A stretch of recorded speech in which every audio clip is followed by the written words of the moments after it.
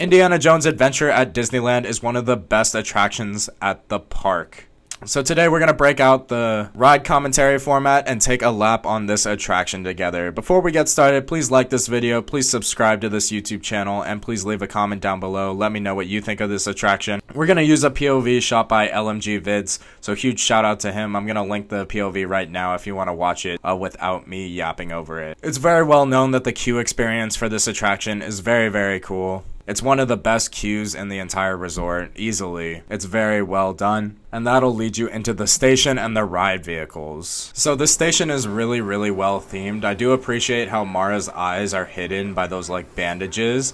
If you look straight ahead, that's actually where the service area is for the ride vehicles. I really, really, really wish these doors moved like how they used to. I really wish I could see that effect, because the first time I rode Indiana Jones, it was already broken. The projections are really, really cool when they updated them, especially in this room. This is actually my favorite light sequence, Visions of the Future, with all that purple lighting. I always look into the eyes. I know a few people that refuse to look into the eyes, but every single time I ride this ride, I look into the eyes. And I like how like the normal exit lit up there before we turned into the Gates of Doom, and the lightning effects on the wall is really, really well done. And then this is our first Indiana Jones animatronic. We finally found him. He's holding closed the Gates of Doom. They added those projections back there very, very recently, and the Indiana Jones theme kicks in, which is really cool. And then this might be the roughest part of the ride right here. You're supposed to be falling down some stairs. That famous falling ice effect used to be right here. That's another effect I really wish I got to see. It's so awesome, that reveal of Mara with like everything missing. And then this is really cool. The mummies popping out when you're on the edge seats is actually a very, very, very cool visual. There's one right there on the left hand side.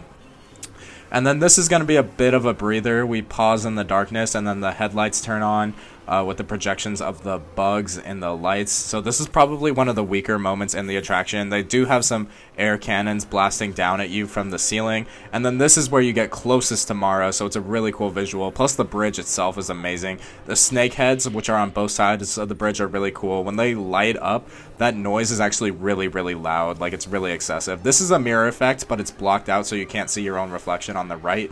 And then these snakes are really, really cool. This is probably one of the best animatronics on the ride. It's probably the best, if I'm being honest. And then this is another rough fall down to the ground. This ride system is really, really interesting, so it's not that big a deal. This projection does need an upgrade, in my opinion. It does look a little faded.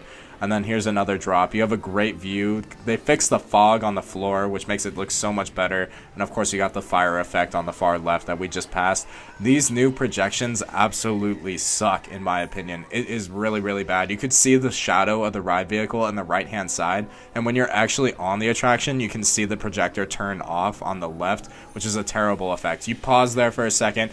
You hear the motor restart. This is also a new projection. This one's better than the first one, but it's still pretty bad. Like, you just saw the projection on the ride vehicle itself. This is where they blast air cannons at you the most. Like, it'll blow your hair. Like, it gets in my hair. It gets in everyone's hair. So it's a cool effect. It's kind of fun. I get into it. And then this is the best part of the ride when the effect is working. For this POV, and for most of the times I ride this ride, it is broken. Like, the walls are supposed to move backwards, but that boulder effect is timeless. It's so, so, so cool. You have a sharp right turn right here in the darkness, which is some crazy laterals, low-key. And then there's the broken boulder and Indiana Jones. And that is a wrap on your ride experience. Holy cow, that was a lot to keep up with. But this is 10 out of 10, one of the best attractions at the Disneyland Resort, and of course in the world. So it is 100% worth a ride. So that is my commentary video of Indiana Jones Adventure. Do you agree with my opinions? Is there anything that I did not point out that you like about this attraction? Please let me know in the comments down below. Please like this video and please subscribe to this YouTube channel, and I will catch you later.